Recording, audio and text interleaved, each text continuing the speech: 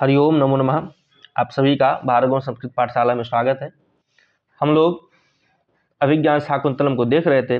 उस अभिज्ञान शाकुंतलम के क्रम में हमने अभिज्ञान शाकुंतलम का सामान्य जो उसका अध्ययन था वो हमने अध्ययन देख ही लिया था। उसके नायक क्या है, उसका भरतवाक्य क्या है, उसका मंगलाचरण क्या है, ये सब देख लिया था।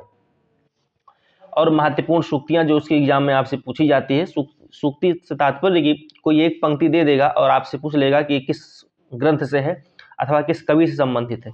इस प्रकार के भी प्रश्न आपसे एग्जाम में पूछे जा सकते हैं। तो आज हम लोग महत्वपूर्ण सूक्तियों पर चर्चा करेंगे। उस महत्वपूर्ण सूक्ति में सबसे पहली सूक्ति है, ये है अभिज्ञान शाकुंतलम से है। ठीक है भैया, इसमें से दे देगा कि बलवद अभिशिक्षिता नाम आत्मन्य प्रत्ययम चेता। ठीक है, यहाँ पर संधि हो गई है आत्मन्य और अप्रत्ययम से आत्मन्य प्रत्ययम चेता हो गया है। तो अपरितोषाद विदुषाम न साधु मन्ये प्रयोग विज्ञानम बलवद अपि शिक्षिता नाम आत्मन्य प्रत्ययम चेता। इसमें से यह पंक्ति दे देगा कि अपरितोषाद विदुषाम न साधु मन्ये प्रयोग विज्ञानम। पूछ लेगा कि ये जो पंक्ति है ये किस ग्रंथ से है। कस्मात् ग्रंथात उद्धृतो अयम पंक्ति ही, ये पंक्ति किस ग्रंथ से उद्धृत है। तो आपको बताना है कि ये पंक्ति आपकी अभिज्ञान शाकुंतलम से, किससे है, अभिज्ञान शाकुंतलम से यह पंक्ति आई है। ठीक है, बस इतने आपको देखना है। और आपसे ये नहीं पूछेगा कि इस पंक्ति को कहने वाले कौन है। ठीक है, किसी विशेष अवस्था में ये पूछ सकता है, जो पंक्ति महत्वपूर्ण है उसमें पूछ सकता है। लेकिन अगर मान लीजिए बाई चांस पूछ लेता है तो ये मैंने साइड में लिख दिया है कि ये पंक्ति किसके द्वारा कही गई है। ठीक है, तो इस प्रकार से इस पंक्ति किसके द्वारा कही गई ये भी आप देख सकते हैं। और ये पंक्ति आपकी कहाँ से है, तो अभिज्ञान शाकुंतलम से पंक्ति है। इस पंक्ति का अर्थ क्या होता है, ये अर्थ भी हमने लिख दिया है।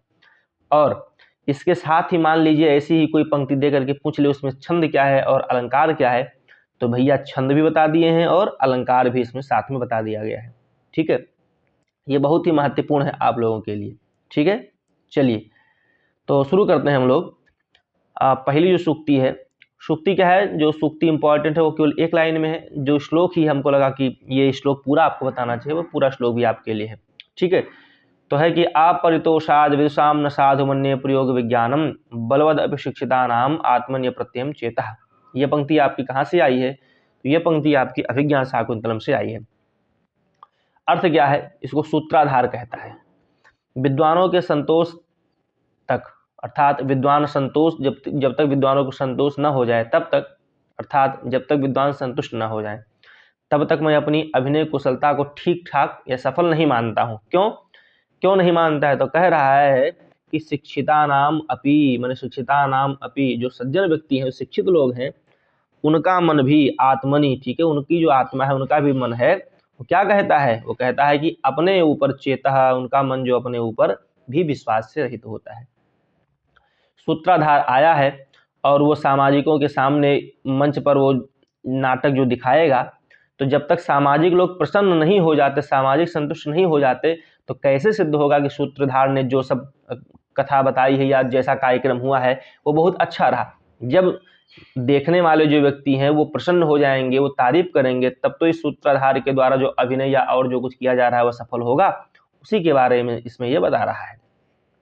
ठीक है, आपसे अर्थ नहीं पूछेगा, पूछेगी पंक्ति आपकी कहाँ से आई है। अपरितोषाद विदुषाम न साधु मन्ये प्रयोग विज्ञानम, ये पंक्ति कहाँ से आई है, तो अभिज्ञान शाकुंतलम से। क्या छंद इसमें क्या है, आर्या छंद है और अर्थातरन्यास अलंकार है। आगे बढ़े भैया। दूसरी पंक्ति है, ये भी सूत्राधार के द्वारा ही बोली गई है। मैं आपके विज्ञान शाकुंतलम शुरू से लेकर के 1 से लेकर 7वें अंक तक की जो महत्वपूर्ण सूक्तियां हैं वो मैं आपको बताऊं, इसमें आपको मिल जाएगी। प्रच्छाय सुलभनिद्रा दिवसाः परिणाम रमणीया, इसमें बता रहा है कि ग्रीष्म ऋतु के दिनों में घनी छाया में सरलता से नींद आती है और सायंकाल क्या होता है, रमणीय होता है। ये पंक्ति आपसे पूछी जाएगी, लेकिन बहुत इंपॉर्टेंट नहीं है, इसलिए पंक्ति आपसे नहीं पूछी जाएगी। अगली पंक्ति है, ये पंक्ति आपसे पूछी जा सकती है कि तवास्मि, इसमें है पंक्ति में दिया है कि तवास्मि गीत रागेण, क्या है, तवास्मि गीत रागेण हारिणा प्रसभम हृतः एस राजेव दुष्यंता सारंगेण अतिरंहसः। अतिरंहसः माने अत्यधिक वेग वाला। कौन, तो कह रहे हैं सारंग। ठीक है, अर्थात अत्यधिक वेग वाला। तो ये आपसे ये लाइन पूछ लेगा कि तवास्म गीत रागेण हारिणा प्रसभम हृतः, ये पंक्ति कहाँ से आई है, तो ये भी सूत्राधार बोल रहा है और यह पंक्ति अभिज्ञान शाकुंतलम से आई है। ठीक है, अभिज्ञान शाकुंतलम से आई, यही पूछेगा तवास्म गीत रागेण। ठीक है, हरिणा प्रसवम मृता, यही पंक्ति आपसे पूछेगा और यह पंक्ति आपको बताना है। ये पंक्ति इंपॉर्टेंट है भैया। ठीक है, ये पंक्ति इंपॉर्टेंट है, इसको याद कर लेना। आइए इसका अर्थ देखते हैं। कह रहा है, अत्यधिक वेग वाले मृग के द्वारा इस राजा दुष्यंत के समान मैं तुम्हारे मनोहर गीत राग से बलात् अर्थात बलपूर्वक हर लिया गया हूँ। अर्थात जिस प्रकार अत्यंत वेग से भागते हुए मृग के द्वारा राजा दुष्यंत दूर तक चले गए थे उस मृग का पीछा करते करते, उसी प्रकार तुम्हारे इस मनोहर संगीत की ध्वनि के द्वारा मेरा मन मोह लिया गया है। कौन कह रहा है? सूत्रधार कह रहा है। किससे? नटी से कह रहा है। ठीक है, मंच पे आने से पहले सूत्रधार नटी गाना शायद गा रही होती है, तो सूत्रधार उसको देख करके कहता है या उसको कहता है कि जिस प्रकार महाराज दुष्यंत जब उस हिरण का पीछा करते हुए अत्यधिक उस हिरण के पीछे एकदम चले गए थे, भाई हिरण इतना सुंदर था, मनमोहक था, वो दौड़ रहा था, तो उस हिरण के द्वारा राजा दुष्यंत एकदम खींचे चले गए उस हिरण के द्वारा। ठीक उसी प्रकार से तुम्हारा जो गीत है, उसी गीत से मेरा मन भी मोहित होता जा रहा है। ठीक उसी प्रकार से जिस प्रकार से राजा दुष्यंत उस हिरण के पीछे मोहित होकर के भागे या दौड़े चले जा रहे थे, वही इसमें बताया गया है। छंद इसमें अनुष्टुप छंद है भैया। ठीक है, ये लाइन कौन कहता है? सूत कहता है, अर्थात जो राजा दुष्यंत का जो रथ चलाता है। ठीक है, वहां सारथी नहीं आया, वहां सूत आया। सूत को सारथी भी कहते हैं। क्या कहते हैं? सारथी भी कहते हैं सूत को। ठीक है, एक सेकेंड, सूत को सारथी क्या कहते हैं? सारथी कहते हैं। ठीक है, तो ये लाइन आपसे देकर के पूछ लेगा कि मृगानुसारिणीम साक्षात पश्याम यु पिनाकिनम। ठीक है, ये सूक्ति कहाँ से आई है? तो ये सूक्ति अभिज्ञान शाकुंतलम से आई है। कौन कहता है सूक्ति? सूत के द्वारा, अर्थात जो राजा दुष्यंत का रथ चला रहा होता है सारथी, वही सारथी ही इसको बोलता है। क्या कहता है कि महाराज दुष्यंत, आप तो ऐसे लग रहे हैं, इस हिरण का पीछा करते हुए मानो आप इस प्रकार से लग रहे हैं जैसे भगवान शिव धनुष बाण लेकर के एकदम खड़े हों। तो ये सूत कह रहा है महाराज दुष्यंत से। ठीक है, मैं अर्थात सूत कह रहा है, मैं मानो हरिण का पीछा करते हुए साक्षात धनुर्धारी शिव को देख रहा हूं, ऐसा कह रहा है। ये भी पंक्ति आपकी बहुत ही इंपॉर्टेंट है भैया। ये पंक्ति आपकी हर एग्जाम में पूछ ली जाती है, हो सकता है पूछ ले आपसे। ठीक है, वेरी वेरी इंपॉर्टेंट। छंद अनुष्टुप है और अलंकार उत्प्रेक्षा है। मनु मानो जन जानो। ठीक है, इस प्रकार से कह रहे हैं साक्षात पश्याम इव लिखा है ना, तो इव से पकड़ ले जाना, उत्प्रेक्षा अलंकार है। फिर अगली पंक्ति में कह रहा है कि भवितव्यानाम द्वाराणि भवन्ति सर्वत्र। ये राजा दुष्यंत कहते हैं। कौन कहता है? दुष्यंत कहते हैं। ठीक है, ये भी पंक्ति आपकी इंपॉर्टेंट है, ये भी पंक्ति आपकी। ठीक है भैया, ये भी इंपॉर्टेंट है। कह रहे हैं कि भवितव्यानाम, जो होनी होती है, जो भावी है, होनहार माने जो घटना है, जिसको होना है, वही भवितव्य है, होनी है। उसके द्वार भवन्ति सर्वत्र, उसके जो द्वार होते हैं वो हर जगह पे रहते हैं। ठीक है, वो कहीं पर भी कहीं भी हो जा सकती है। ठीक इसी प्रकार की उक्ति रत्नावली में आई है। रत्नावली में क्या कहते हैं कि आनीय झटते घटेत विधिर अमतम अमुखी भूता। दिशा अप अंत्यात्म, दिशाओं के अंत से, मध्यादपि जल निधे, समुद्र के मध्य से भी, दिशाओं के अंत से, समुद्र के मध्य से, पहाड़ों के बीच से भी आकर के जो होनी होती है, जिसको होना है, वो हो जाता है। ठीक है, ये श्री हर्षवर्धन ने रत्नावली में अपने कहा है। वहां भी सूत्राधार ही इस पंक्ति को बोलता है। ठीक है, लेकिन ये पंक्ति जो है भवितव्यानाम द्वाराणि भवन्ति सर्वत्र, ये पंक्ति इंपॉर्टेंट है भैया। ये पंक्ति आपके लिए, इसको याद कर लीजिए। और ये किसने कहा है? तो ये राजा दुष्यंत कह रहे हैं। ठीक है, भावी होनहार घटनाओं के द्वारा मार्ग उपाय सभी स्थानों पर हो जाता है। अर्थात जो भावी है, जिसको होना है, वो कहीं भी हो जाता है। उसका स्थान या उसका मुख या उसके लिए द्वार हर जगह उपलब्ध होते हैं। ठीक है, आगे देखिए, दूरीकृता खलु गुणैर उद्यान लता वनलता भी, ये राजा कहते हैं। ठीक है, ये पंक्ति उतनी महत्वपूर्ण नहीं है, फिर भी पढ़ लीजिएगा। निश्चय ही उपवन की लताएं जंगल की लताओं से सौंदर्य आदि गुणों के द्वारा तिरस्कृत कर दी गई हैं। अर्थात जंगल की लताओं ने अपने गुणों से उपवन की लताओं को परास्त कर दिया है। ठीक है, कह रहे हैं दूरीकृता, दूर कर दी गई है, परास्त कर दी है, खलु निश्चय ही, गुणई ही, गुण के द्वारा, उद्यान लता, उद्यान की लताओं को, किसके द्वारा? तो कह रहे वन लता भी, वन लताओं के द्वारा। वन लता भी दूरीकृता खलु गुणैर उद्यान लता। इस प्रकार से राजा कह रहे हैं, अर्थात दुष्यंत कह रहे हैं, दूरीकृता खलु गुणैर उद्यान लता वन लता भी। ये पंक्ति आपसे पूछी जा सकती है कि पंक्ति कहाँ से है। ये पंक्ति अभिज्ञान शाकुंतलम से है। ठीक है, ये इंपॉर्टेंट देखिए, ये इंपॉर्टेंट श्लोक है। ठीक है, कि सरसिजम अनुविध्यम शैवलेनापि रम्यम, ये पंक्ति पूछी जा सकती है। अथवा किमिव ही मधुराणाम मंडनम नाकृतीनाम। ठीक है, ये आपकी सूक्ति है। किमिव ही मधुराणाम मंडनम नाकृतीनाम, ये आपकी सूक्ति है, लेकिन मैंने पूरा श्लोक यहाँ पर दे दिया है। ठीक है, इंपॉर्टेंट है, याद कर जाइए। सरसिजम अनुविद्धम शैवलेनापि रम्यम, ये मालिनी छंद का उदाहरण है। मलिनम अपि हिमांशो लक्ष्म लक्ष्मीम तनोति, यम अधिक मनोज्ञा वलकलेनापि तन्वी किमिव ही मधुराणाम मंडनम नाकृतीनाम। ठीक है, यही पंक्ति आपसे देकर के पूछ लेगा और कहेगा पंक्ति कहाँ से है। यह पंक्ति अभिज्ञान शाकुंतलम से है। ठीक है, इसकी हिंदी आप लोग पढ़ते रहिए। सेवार अर्थात शेवाल के द्वारा घिरा हुआ कमल भी अत्यधिक मनोहर और अच्छा लगता है। मलिनम अपि हिमांशो, ठीक है, चंद्रमा कह रहे हैं, चंद्रमा का काला धब्बा कलंक भी चंद्रमा की शोभा को ही बढ़ाता है। यम अधिक मनोज्ञा वलकलेनापि तन्वी किमिव ही मधुराणाम मंडनम नाकृतीनाम। उसी प्रकार बता रहे हैं कि ये जो कृष्णांगी शकुंतला है, ये वलकल वस्त्र को धारण करने पर भी अत्यंत सुंदर प्रतीत होती है। क्यों कहते हैं? क्योंकि सुंदर या रम्य आकृतियों शरीर के लिए कौन सी वस्तु अलंकार नहीं होती, अर्थात सब आभूषण के ही योग्य बन जाती है। किमिव ही मधुराणाम मंडनम नाकृतीनाम। ठीक है, यही पंक्ति है। मतलब कि सुंदर आकृति के लिए क्या चीज अच्छा नहीं लगता है, कुछ भी उसको पहना दिया जाए वो अच्छी लगेगी।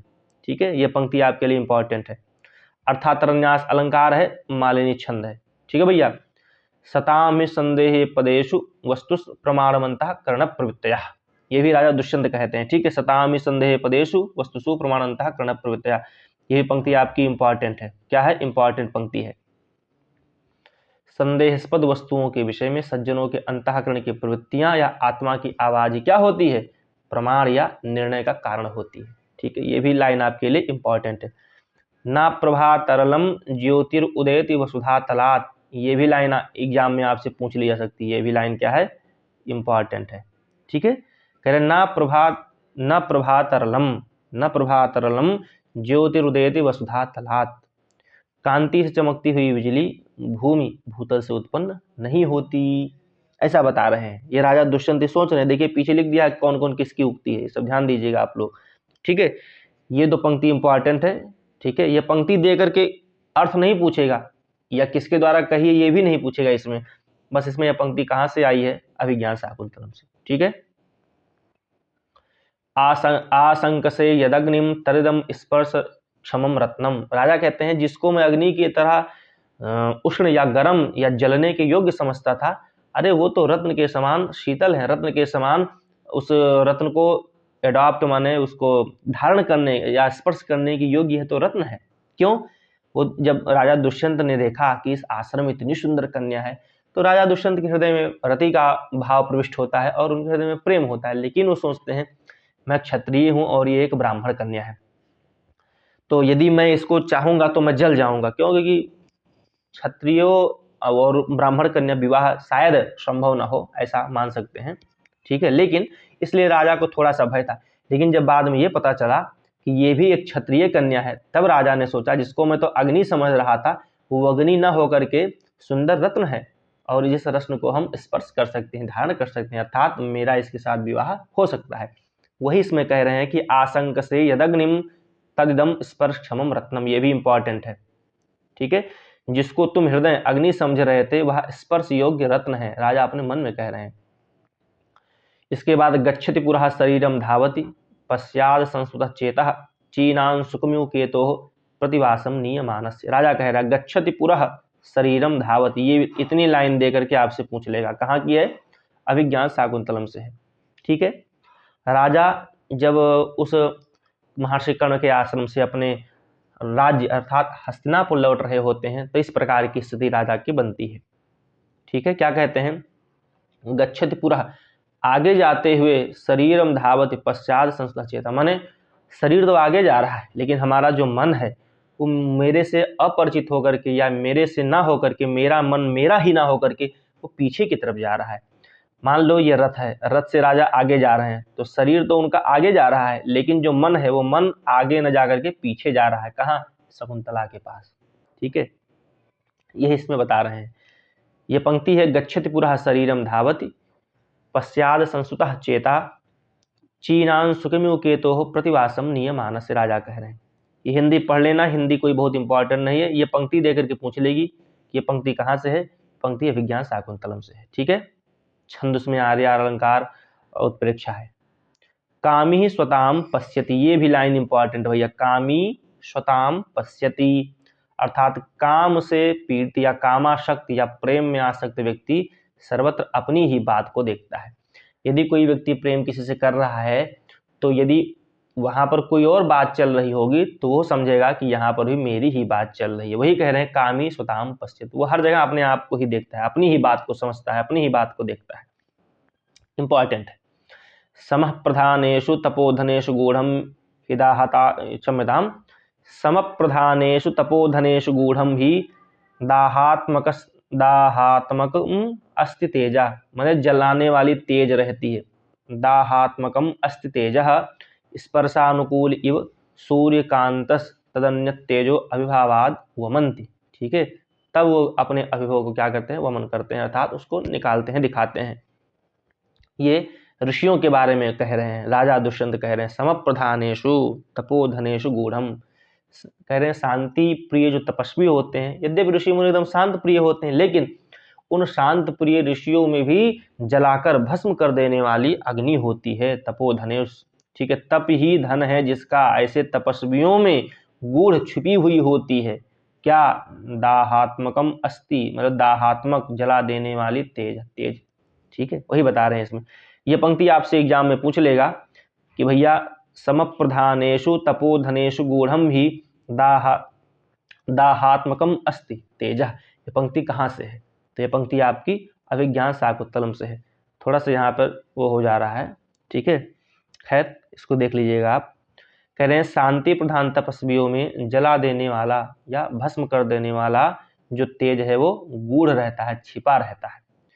कह रहे हैं क्योंकि स्पर्श करने योग्य सूर्यकांत मणियों के समान तपस्वी लोग दूसरे के तेज से तिरस्कृत होने पर अपने उस तेज को प्रकट करते हैं। अर्थात दूसरे के द्वारा जब वो अपमानित या प्रताड़ित या पीड़ित किए जाते हैं, तब वो अपने उस तेज को दिखाते हैं। ऐसा बता रहे हैं। चलिए, ये एक ही लाइन इसमें से पूछेगा, ये लाइन पूछ लेगा, पूछे कहाँ से है आप बता देंगे, अभिज्ञान शाकुंतलम से है। देखिए, अनाघ्रातम पुष्पम किसलय मलूनम करुर्भई अनाविद्धम रत्नम मधु नवमानस्वादि तरसम अखंडम पुण्यानाम फलमिव तद्रूप अनघम मनघम न जाने भोक्तारम कमि समुपस्थास्यति विधि। ये राजा कह रहे हैं। ये इंपॉर्टेंट बहुत नहीं है, लेकिन मैंने अनाघ्रातम पुष्पम से, ये इंपॉर्टेंट श्लोक है इसलिए मैंने लग दिया। ये आपके शिखरणी छंद में है। ठीक है भैया, इसको देख लीजिएगा, ये बहुत इंपॉर्टेंट नहीं है, तो इसको आगे बढ़ जाते हैं। देखिए ये लाइन, श्रियः दुरापा कथम इप्सितो भवेत, ये लाइन आपकी इंपॉर्टेंट है। ठीक है, लक्ष्मी के द्वारा चाहा गया या प्रार्थित व्यक्ति लक्ष्मी के लिए कैसे दुर्लभ हो सकता है, कैसे दुष्प्राप्य हो सकता है। माने जिसको भगवती लक्ष्मी ही इसका वर्णन करना चाह रही हो, कोई व्यक्ति कैसे दुष्प्राप्य हो सकता है, अर्थात कहीं नहीं। ये भी लाइन इंपॉर्टेंट है आपकी। फिर अहो विघ्नवत्या, ठीक है, ये भी लाइन आपकी इंपॉर्टेंट है। दुष्यंत कह रहे हैं कि अहो विघ्नवत्या प्रार्थितार्थ सिद्धयः, अभीष्ट की, ठीक है, अभीष्ट माने जिसकी इच्छा की है, ऐसी वस्तु की अर्थ की प्राप्ति में विघ्नों से युक्त होती है। माने जिसको हम चाहते हैं इष्ट, वो विघ्नों से युक्त होती है। ठीक है, उसमें कुछ ना कुछ विघ्न आते हैं और उन्हीं विघ्नों से हमको लड़ करके, उनसे जीत करके हमें अपने इष्ट की सिद्धि करनी होती है। तो वही कह रहे हैं कि अहो विघ्नवत्या प्रार्थित अर्थ सिद्धया, प्रार्थितार्थ सिद्धयः, माने जो इच्छित है, प्रार्थी को जो इच्छित है उस अर्थ की सिद्धि में अहो विघ्नवत्या, क्या वो विघ्न बाधाओं से युक्त नहीं होते? होते हैं। ठीक है, तो जो हमारा अभीष्ट है, जो हमारा इच्छित वस्तु है, उस वस्तु या उस अर्थ की प्राप्ति में विघ्न जो होते हैं वो विघ्न युक्त होते हैं, अर्थात विघ्न उसमें जरूर आते हैं। जैसे हमारी है कि हम एमए संस्कृत की परीक्षा हम एकदम एंट्रेंस हम बढ़िया से पास हो जाएं, हमको बीएचयू, डीयू, जेएनयू जैसा विश्वविद्यालय मिल जाए। तो अब इस परीक्षा को पास करने के लिए हमारे बीच में कई सारे विघ्न आते हैं।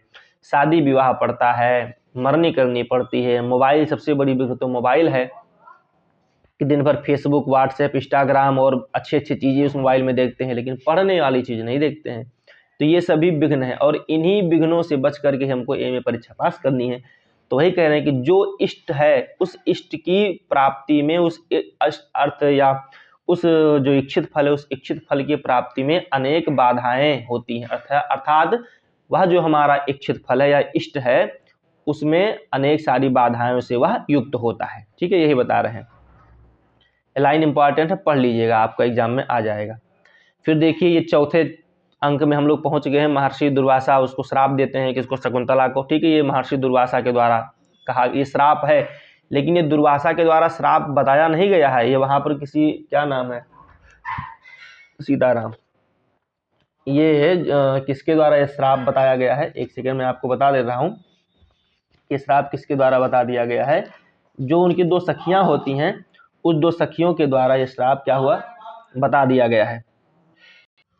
हाँ ठीक है, ये जो श्लोक है ये नेपथ्य से अर्थात पर्दे के पीछे से ये श्लोक बोल दिया जाता है। ठीक है, ये श्लोक तो बोल दिया जाता है, लेकिन जो उसकी सखी दो होती हैं, कौन कौन, एक तो प्रियंवदा होती है और दूसरी कौन होती है, अनुसुईया होती है। तो जो प्रियंवदा होती है, ये प्रियंवदा ही उस चतुर्थ अंक में इसी के द्वारा ही ज्ञात होता है कि उसको शकुंतला को श्राप मिल गया है। ठीक है, अर्थात वो कहती है किसी शकुंतला के द्वारा किसी पूजनीय व्यक्ति का अपमान हो गया है। ठीक है, और ये जो है इसको नेपथ्य के द्वारा ये आता है। लेकिन अगर पूछेगा कि श्लोक किस, ये श्राप किसने दिया, तो दुर्वासा, महर्षि दुर्वासा ने दिया है। ठीक है, यही सब बताना है। विचिन्तयन्ति यमनन्यमानसा तपोधनं वेत नमामुपस्थितं स्मरस्यति त्वं नशा बोधितोऽपि सन् कथां प्रमत्तः प्रथमं कृताम्यु। धीरे धीरे पढ़ते हैं कि विचिन्तयन्ति यमनन्यमानसा तपोधनं वेत्स नमामुपस्थितं स्मरस्यति त्वं न सबोधितोऽपि सन् कथां प्रमत्तः प्रथमं कृतामिव। ऐसा इसमें बता रहे हैं। ठीक है, महर्षि दुर्वासा श्राप दे देते हैं शकुंतला को, जिसका तुम विचिंतयंती, चिंतन नहीं कर रही हो, कह रहे हैं विचिंतयंती, विशेष प्रकार से, विशिष्ट रूप से जिसका चिंतन कर रही हो। कैसे, तो कह रहे हैं अनन्य मानस, हम अनन्य भाव से, अनन्य मन से जिसका तुम विशेष रूप से चिंतन कर रही हो। ठीक है, वो क्या करे, त्वम न सब स्मरस्यति, वो याद दिलाने पर भी तुमको न याद करे, न बोधितोऽपि सन्। कैसे, तो कह रहे हैं कि तपोधनम वेत्स, तप ही है धन जिसका, ऐसे मेरे जैसे तपस्वी के वेत्स।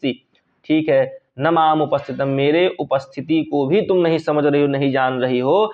तो जिसकी तुम अनन्य मन से, जिसका तुम चिंतन कर रही हो, वो क्या करे, वो तुमको भूल जाए। ठीक है, वो क्या करे, भूल जाए। और फिर कैसे कह रहे हैं कि स्मरण कराने पर भी वह तुमको स्मरण न करे, कथाम प्रमत्तः प्रथमम कृतामि। ठीक है, ये बता रहे हैं जिस प्रकार से किसी उन्मत्त के द्वारा या पहले उन्मत्त को कही गई जो बातें याद नहीं रहती हैं, उसी प्रकार से वह व्यक्ति भी तुमको भूल जाए जिसको तुम इतना याद कर रही हो। श्राप दे दिया महर्षि दुर्वासा ने। ये पंक्ति आपसे एग्जाम में देकर के पूछ लेगा कि ये पंक्ति कहाँ से आई है, अभिज्ञान शाकुंतलम से। कह रहे हैं, इसका अर्थ देखते हैं। एक ही ओर लगे हुए चित्त वाली तुम, जिसको सोचती हुई अर्थात जिसका चिंतन करती हुई आए हुए मुझ जैसे तपस्वी को भी नहीं देख रही हो, वह उन्मत्त पहले कही गई बात की भांति, वह उन्मत्त पहले कही गई बात की भांति ही, जैसे उन्मत्त व्यक्ति पहले कही हुई बात को याद नहीं करता है, ठीक उसी प्रकार से वह दुष्यंत भी तुमको याद न करे। कैसे याद न करे, तो कह रहे याद दिलाया जाता हुआ भी तुमको स्मरण नहीं करेगा। वंशस्थ छंद है, श्लेष उपमा का काव्यलिंग अलंकार है इसमें। ठीक है, तो ये पंक्ति आपसे एग्जाम में देकर पूछ ले कि विचिंतयन्ति यमनन्यमानसा कहाँ से है, अभिज्ञान शाकुंतलम से। किसको, किसके लिए ये पंक्ति प्रयोग की गई है, तो अभी शकुंतला के लिए पंक्ति प्रयोग की गई है। क्यों, क्योंकि शकुंतला को ही श्राप दिया जा रहा है। किसके द्वारा, महर्षि दुर्वासा के द्वारा। फिर आगे ये लाइन, ये भी बहुत इंपॉर्टेंट लाइन है, को अन्यो हुतवत क्षम्यताम, को अन्यो हुतवहाद दग्धुम प्रभवत, ये अनुसुईया कह रही है। ठीक है, को अन्य, वह कौन अन्य है जिस जो क्या है भैया, जल्दी पढ़ने के चक्कर में सब गड़बड़ा जाता है। को अन्यो हुतुवहाद दग्धुम प्रभवति, माने वह कौन है, अग्नि के अतिरिक्त वह कौन है जो जलाने में समर्थ हो सकता है, अर्थात कोई नहीं, अग्नि ही है जो सभी चीज को जला सकती है, अग्नि से अन्य। ठीक, को अन्य मतलब वह कौन अन्य है जो हुत करने में, जलाने में, दग्धुम प्रभवति दग्ध करने में, नष्ट करने में, जलाने में कौन समर्थ है, अर्थात कोई नहीं, अग्नि ही है जो जला सकती है, अनुसुईया कहती है। ठीक है, अग्नि से अन्य और कौन जलाने में समर्थ हो सकता है। फिर प्रियंवदा है वहां पर। अब देखिए दूसरी उक्ति है कि को नाम उष्ण उदकेन नव मल्लिका सिंचति, को नामोष्ण उदकेन नव मल्लिका सिंचति। यहाँ पर जब संधि तोड़ेंगे तो को नाम उष्ण उदकेन नव मल्लिका सिंचति, इस प्रकार से भी होगा। ठीक है, को अन्यो हुतवहा दग्धुम प्रभोत, ये लाइन इंपॉर्टेंट है, किसने कहा है, तो ये अनुसुईया की उक्ति है। ये सब चौथे अंक की चल रही है, चतुर्थ अंक का, ये इंपॉर्टेंट है आपके लिए, किसके द्वारा कही ये ध्यान देना, और अभिज्ञान शाकुंतलम से तो है ये लाइन प्रियंवदा के द्वारा कही गई, ये इंपॉर्टेंट है, और ये भी इंपॉर्टेंट। को नाम उष्ण उदकेन नव मल्लिका सिंचति, को नामोष्णोदकेन नव मल्लिका सिंचति, प्रियंवदा के द्वारा कही गई है। भला कौन चमेली नव मल्लिका को गर्म जल से सींचता है, अर्थात कोई नहीं। आप जाहिर सी बात है कोई छोटा सा पौधा लगाइए, ये तो चमेली अच्छा पेड़ है, छोटा सा कोई पौधा लगाइए और आप क्या उसमें गर्म जल डालेंगे, नहीं, ठंडा जल डालेंगे जिससे पौधे की में वृद्धि हो। यदि आप गर्म जल डालेंगे, रोज गर्म जल डालते रहेंगे तो धीरे धीरे पौधा क्या हो जाएगा, पौधा सूख जाएगा, समाप्त हो जाएगा। तो वही कह रही है कि भला चमेली नव मल्लिका को गर्म जल से कोई सींचता है, अर्थात नहीं। शकुंतला के बारे में यहाँ नव मल्लिका संदर्भ आया है। ठीक है, अब देखिए जो चारों श्लोक हैं, श्लोक चतुष्टय, वो श्लोक चतुष्टय भी मैंने रख दिया है, आप लोग इसको पढ़ लीजिए। यास्यत्यद्य शकुंतलेत हृदयं संस्पृष्टमुत्कंठया कंठः स्तंभित वाष्पवृत्त क्या है, देखिए, कलुषित चिंता जड़म दर्शनम कोई बात नहीं, क्षम्यताम, फिर से एक बार पंक्ति हम लोग देख लेते हैं। यास्यत्यद्य शकुंतलेत हृदयं संस्पृष्टमुत्कंठया कंठः स्तंभित वाष्पवृत्त कलुषित चिंता जड़म दर्शनम वैक्लव्यम ममतावदी दृशमिदं स्नेहाद अरण्यौकशः पीड्यन्ते गृहिणा कथम तनया विश्लेष दुःखैर्नवैः। यहाँ पर जो स्नेहाद अरण्य औकसः, औकस जो है औकस, ठीक है, इस अवकस का अर्थ आपको बताना है कि इस अवकस का अर्थ क्या होता है। ठीक है, यह पंक्ति आपकी यास्यत्यद्य शकुंतलेत हृदयं संस्पृष्टमुत्कंठया, यह पंक्ति आपकी कहाँ से आई है, अभिज्ञान शाकुंतलम से। इसको पढ़ लीजिएगा, महर्षि कर्ण के द्वारा यह पंक्ति शकुंतला के विदाई के समय बोली जाती है। ठीक है, और कह रहे हैं कि आज शकुंतला पति के घर जा रही है, इसलिए मेरा मन क्या हो रहा है, मेरा हृदय उत्कंठा से भर गया है, वेदना से भर गया है, गला रुक गया है। अश्रु, भाई जब आंख भर जाती है, अश्रु प्रवाह होने लगते हैं तो गला अर्थात आवाज नहीं निकलती है, गला रुंध जाता है। मेरी जो दृष्टि है वो चिंता के कारण जड़ अर्थात निश्चेष्ट हो गई है, अर्थात जो पलक है वो पलक निर्निमेष हो गई है, अपलक एकदम एक ही टक से वो देख रही है। जब जंगल में रहने वाले मेरे जैसे इस वनवासी, ऐसे तपस्वी ऋषि की इस प्रकार की स्थिति है इस शकुंतला के द्वारा, जिसको मैंने यद्यपि जन्म नहीं दिया है, केवल पाला ही है। ठीक है, जब मेरी स्थिति इस प्रकार से है तो फिर गृहस्थ लोगों के कहने की ही क्या बात। गृहस्थ लोग तो उस संतति को जन्म देते हैं, संतति को जन्म देने के बाद उसका 18, 20, 25 साल तक उसको लालन पालन करते हैं। कोई व्यक्ति जो 18, 20 साल आपके पास रहे और फिर जब उससे आपका वियोग होगा तो किस प्रकार की अवस्था होगी। इतना दुख जब मेरे जैसे एक सन्यासी को जो जंगल में रहता है, ऐसा महर्षि, ऐसे ऋषि को हो सकता है, तो फिर गृहस्थ लोगों की बात ही क्या। ठीक है, तो गृहस्थ लोग नए पहली बार होने वाले पुत्री के वियोग के दुख से कितना अधिक दुखी होते होंगे, ऐसा महर्षि कर्ण बोलते हैं। देखिए, जब किसी महाकवि की लेखनी चलती है, तो महाकवि की लेखनी जब चलती है तो ऐसे उदात्त भाव किसी न किसी ऐसे उदात्त या श्रेष्ठ पुरुषों के द्वारा ऐसा भाव निकलवा देते हैं वो महाकवि अपने लेखनी के माध्यम से। तो ये भाव महर्षि कर्ण के द्वारा कहा गया है ये श्लोक महर्षि कर्ण ने कहा है। महाकवि कालिदास ने इस प्रकार के अद्भुत और उदात्त भाव को एक श्रेष्ठ महर्षि कर्ण के द्वारा यह भाव को प्रकट कराया है हमारे सामने। ठीक है, ये पंक्ति आपसे पूछेगा कि यास्यति आज जा रही है, अद्य शकुंतला आज जा रही है, जिसके कारण हृदयम संस्पृष्ट मुत्कंठ है, मेरा हृदय उत्कंठित हो गया है। कंठा जो कंठ है, गला है, स्तंभित हो गया है। कंठ गला जो है उससे आवाज नहीं निकल रही है, रुक गया है। कैसे? तो कह रहे हैं वाष्प वृत्त कलुषा, माने आंखों से आंसू बह रहे हैं, हमारे नेत्र जो हैं वो सजल हो गए हैं, आंखों में आंसू आ गए हैं, कंठ अवरुद्ध हो गया है। चिंता जड़म दर्शनम, दृष्टि एकदम जड़ हो गई है चिंता से कि आज मेरी पुत्री जो मेरी है वो जा रही है। वैक्लव्यम मम तावद ईदृशम इदम स्नेहाद अरण्योकुशः, अरण्य ही अवकस है जिसका अर्थात घर है। अवकस माने घर होता है भैया, अरण्य ही जिसका घर है। ऐसे मेरे जैसे तपस्वी लोग का जब ये हाल है, मेरा मन कितना विकल हो गया है इस प्रकार के बिछोह को या इस प्रकार की विदाई को देख करके, तो कहिए गृहिणा जो गृहस्थ हैं कथम किस प्रकार के पीड्यन्ते, वो किस प्रकार से दुखी होते होंगे। तनयाद विशलेष दुखई नवई, ठीक है, अपने पुत्री के या पुत्र तो जाते नहीं, लगभग पुत्री ही जाती हैं, तो अपनी पुत्री के वियोग से वो जो गृहस्थ हैं वो कितने दुखी होंगे जब मेरे जैसा आदमी जो जंगल में रहता है वो इस प्रकार दुखी हो गया। ठीक है, इस प्रकार का भाव ये प्रकट करते हैं और ये आपसे एग्जाम में पूछा जाएगा। शार्दूल विक्रीडित छंद है, व्यतिरेक अलंकार है। पातुम न प्रथमम व्यवस्यत जलम युष्मास्वपीतेषु या नादत्ते प्रियमंडना विभवताम स्नेहेन या पल्लवम। ठीक है, ये पंक्ति आपसे एग्जाम में पूछी जाएगी। ठीक है, आद्येव कुसुम प्रसूति समय यस्याभवत उत्सवः सेयं यात शकुंतला पतिगृहं सर्वैः अनुज्ञायताम। ये महर्षि कर्ण कहते हैं, महर्षि कर्ण के द्वारा। ये अर्थ आप पढ़ते रहिएगा, इसका अर्थ आप पढ़ लीजिएगा। ठीक है भैया, ये पंक्ति आपके द्वारा महर्षि कर्ण के द्वारा कही गई है। फिर कह रहे हैं असमानुसाद विचिंत संयम अधुना उच्चैः कुलचात्मानं त्वय्या अस्य कथम बांधव कृताम स्नेह प्रवृत्तिम चताम सामान्य प्रतिपत्तिपूर्वकम यम दारेषु दृश्यत्वया भाग्यायम क्षम्यताम। लिखा है कि भाग्यायत्तमतः परम न खलु तद वाच्यम मधु बंधुभि। ये भी महर्षि कर्ण के द्वारा कही गई है पंक्ति। ये पंक्ति आपसे पूछ रही है स्मान साधु विचिंति संयम मधु नहीं उच्च कुलम चात्मान। ये पंक्ति कहाँ से है? अभिज्ञान शाकुंतलम से। इसका अर्थ यहाँ पर है, इसका अर्थ आप लोग पढ़ लीजिए।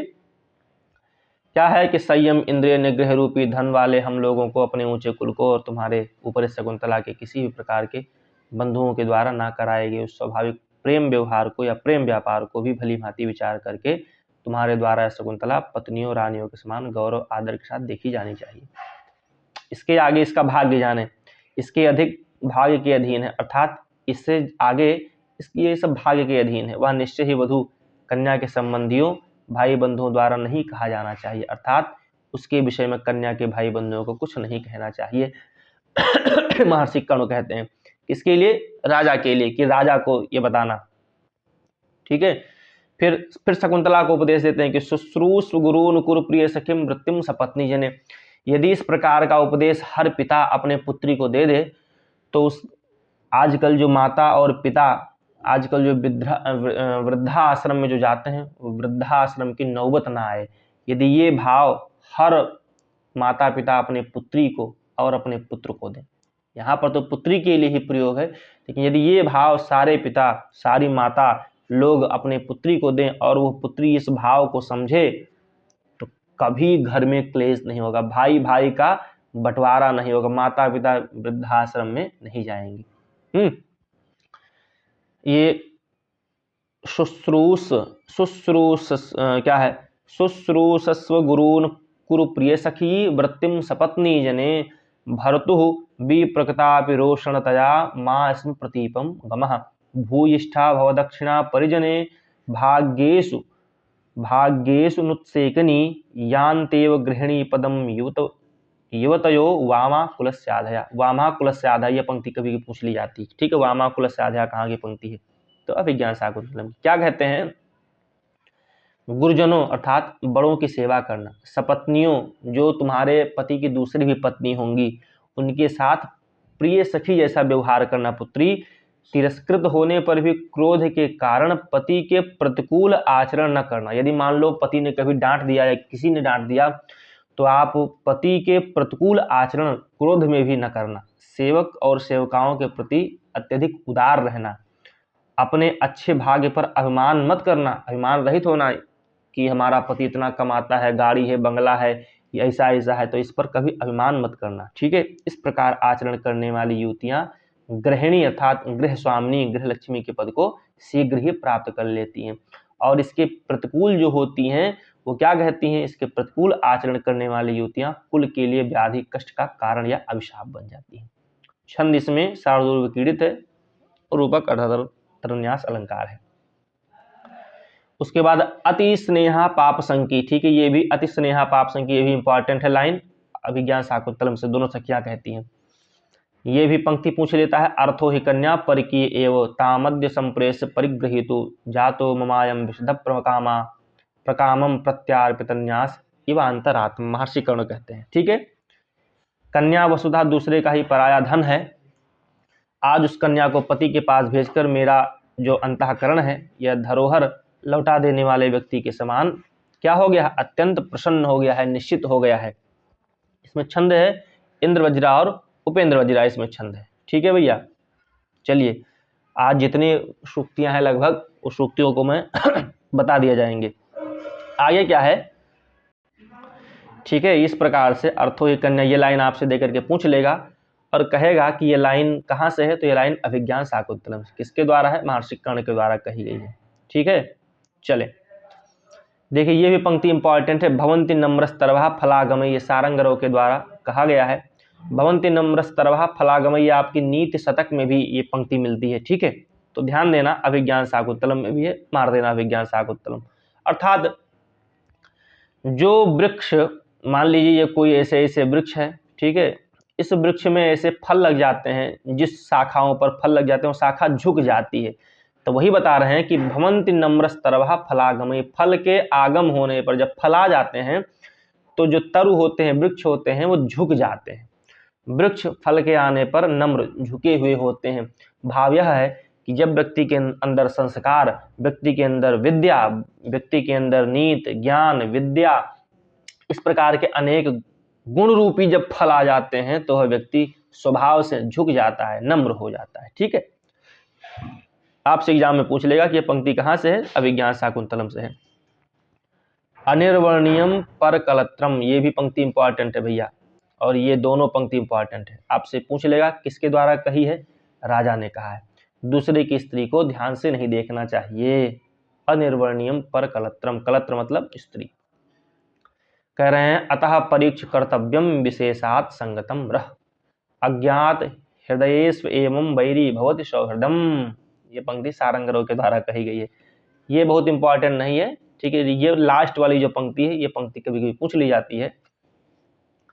कह रहे हैं कि एकांत विवाह संबंध विशेष रूप से परीक्षा करके करना चाहिए। अज्ञात हृदय वाले लोगों के साथ किया गया प्रेम इसी प्रकार वैर रूप में बदल जाता है, अर्थात दुख देने वाला होता है। इसीलिए कह रहे हैं कि अतः परीक्ष कर्तव्यम, इसलिए परीक्षण करके विवाह करना चाहिए। ये नहीं कि मंदिर मस्जिद में जाकर, चर्च में जाकर के या कहीं जाकर के चुप्पे चुप्पे विवाह कर लिए, बाद में दूल्हा मुकर जाए कि हमने विवाह ही नहीं किया तब। इसीलिए 10-5 लोग समाज के सामने विवाह करना चाहिए कि वो लोग साक्षी रहें कि हाँ भैया विवाह हुआ है। आजकल तो कोर्ट मैरिज होता है, कागज पे पुलिस या कोर्ट के द्वारा विवाह करा दिया जाता है। ठीक है, तो कागज है, अर्थात आप दोनों का विवाह हुआ है। तो वही कह रहा है सारंगरों, जब शकुंतला को राजा पहचानते नहीं है, मना कर देते हैं, तो शकुंतला से कहता है कि इसीलिए कहा जाता है कि विवाह इत्यादि या जो कुछ भी है वो सब परीक्षण के द्वारा ही किया जाना चाहिए। सारदत्त कहता है कि उपपन्ना हिदारेषु प्रभुता सर्वतोमुखी, स्त्रियों पर हर प्रकार से पति का अधिकार होता है। ठीक है, पति का अधिकार माना गया है स्त्रियों पर। यह भी लाइन इंपॉर्टेंट है, याद कर लेना। उत्सव प्रिया ही खलु मनुष्याः, ये सानुमति कहती है कि मनुष्य जो है वो उत्सव के प्रेमी होते हैं। मनोरथा नाम तट प्रवाता, राजा दुष्यंत कहते हैं मेरा मनोरथ नदी के किनारे के समान, अर्थात पतन के समान है, जो गिरकर फिर कभी नहीं उठते। मेरा मनोरथ जो है वो नदी के तट के पतन के समान है। मनोरथा नाम तट प्रपाता, प्रपात मतलब जो जल की धाराएं आती हैं, ऐसे जल की धाराएं उड़ती उड़ती नदियों में वो जब आकर के तटों से टकराती हैं तो फिर वो उठती नहीं और फिर उसी में समाप्त हो जाती हैं। ठीक है, एक बार आई और मिली और फिर समाप्त हो गई। तो वही कह रहे हैं मेरा जो मनोरथ है वो भग्न हो गया है, समाप्त हो जाता है।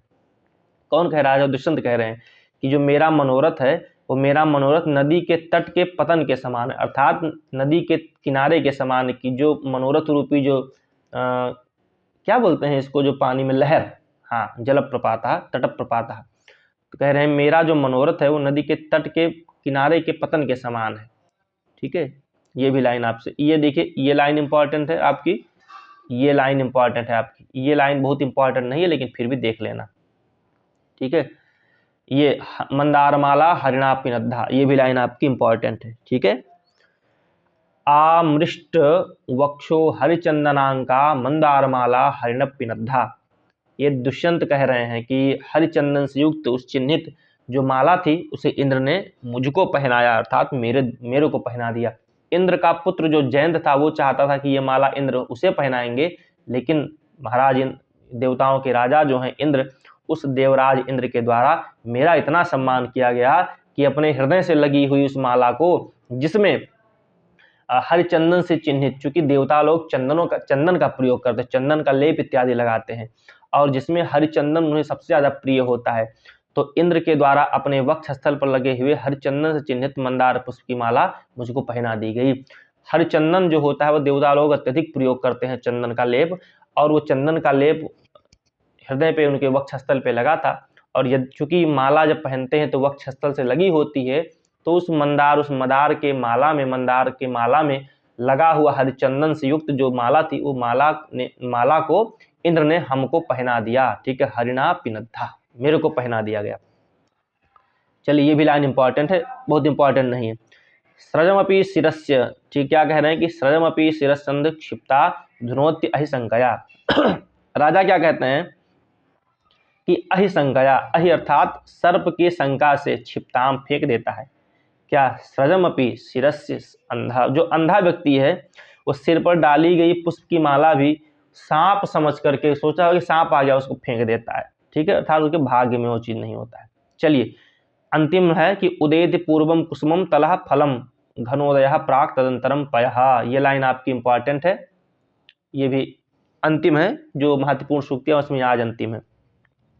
कह रहे हैं उदेति पूर्वम, सबसे पहले क्या होता है? सबसे पहले कुसुमम, सबसे पहले पुष्प निकलता है, ततः फलम, फिर उसके बाद फल आता है, घनोदय प्राक तदंतरम पयः, जिस प्रकार से पहले बादल बनते हैं, क्या बनते हैं? पहले बादल, फिर बाद में वृष्टि होती है, उसी प्रकार सबसे पहले पुष्प आता है और पुष्प से फल बनता है। ठीक है, पहले पुष्प निकलता है, उसके बाद फल लगता है, पहले बादलों का उद्भव होता है और फिर बाद में जल बरसता है।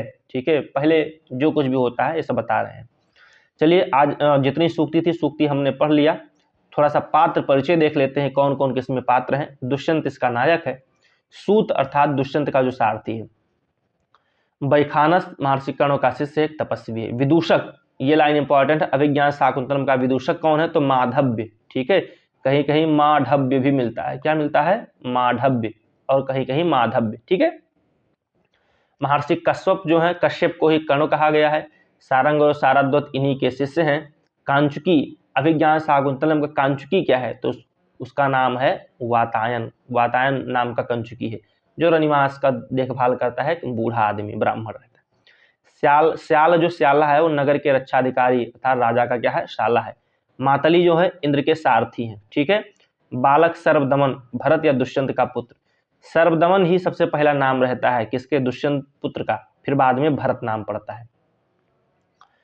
सोमरात कौन है? तो दुष्यंत के पुरोहित हैं। नायिका इसकी शकुंतला है, शकुंतला की दो सखियां हैं, अनुसुईया और प्रियंवदा। गौतमी जो है वो महर्षि कर्ण के आश्रम में रहने वाली एक वृद्ध तापसी है। सानुमति कौन है? अप्सरा है एक, जो मेनका की सखी होती है। ठीक है, किसकी? मेनका की सखी। अदिति मरीच की पत्नी है, मेनका शकुंतला की माता है, और कौशिक अर्थात विश्वामित्र शकुंतला के जनक है। ठीक है, ये बता रहा है। लास्ट में कुछ ध्यातव्य अंश है, ये देख लें। अभिज्ञान शाकुंतलम का जर्मन में अनुवाद किया जॉर्ज फास्टर ने, और इसका अंग्रेजी में अनुवाद किसने किया? विलियम जोन्स ने। ठीक है, ये लाइन आपसे एग्जाम में पूछ लिया जाता है।